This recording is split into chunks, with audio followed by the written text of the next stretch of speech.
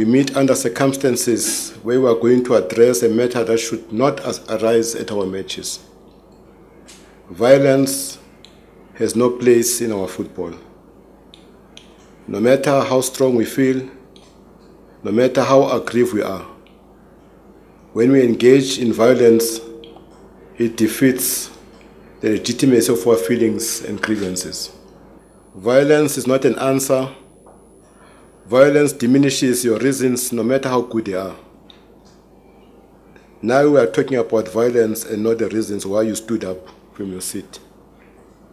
Whether it be out of frustration, resignation, or legitimate protest, once it becomes violent, all the reasons diminish, even if they are good or legitimate. Violence in sport, especially football, has got a name around the world. It is called hooliganism. When you participate in violence in sport, you are a hooligan. Today could not be business as usual after Saturday's horrific scenes of violence at a game where two of South Africa's teams that ought to have shined each other's stars on the other had their first encounter since Mamelodi Sundowns and their African Championship star reduced to scenes that have no place in our beautiful game. We therefore have a duty and obligation to answer key questions about this anomaly. I call it an anomaly because it ought not to have happened. There is no place for violence in our society. There is no time that it is justified. When it happens, we should pause, determine its cause, and root it out with no fear or favor. So key questions number one is, what is Orlando Pirates Football Club's position on the perpetrators of Saturday's acts of violence? I pronounce here today that the club's unequivocal, clear, plain, and unambiguous position is for the law to take its course.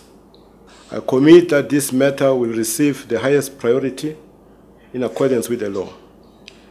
A failure to do so will result in a deterioration that will affect the following of football: the sponsors, the broadcasters, and the public in ways that will erode the gains we have made and should defend bitterly.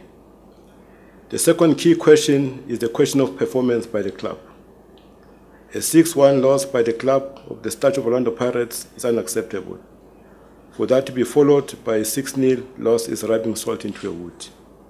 Having said that, I maintain that violence is not the answer. This afternoon, we'll be meeting with the technical team to go to the bottom of the problem. There's no denying there is a problem. It is not an easy task to find a coach for the team of the Statue of Orlando Pirates Football Club. When we have found a coach, the pressure on them is enormous.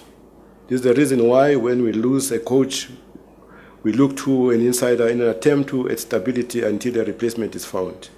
It has worked in the past. It is proving to be a challenge this time around. We cannot therefore reveal any information at this stage. But what I can give the guarantee to this meeting that next week, Monday, because of what has happened, we're going to be announcing the new coach.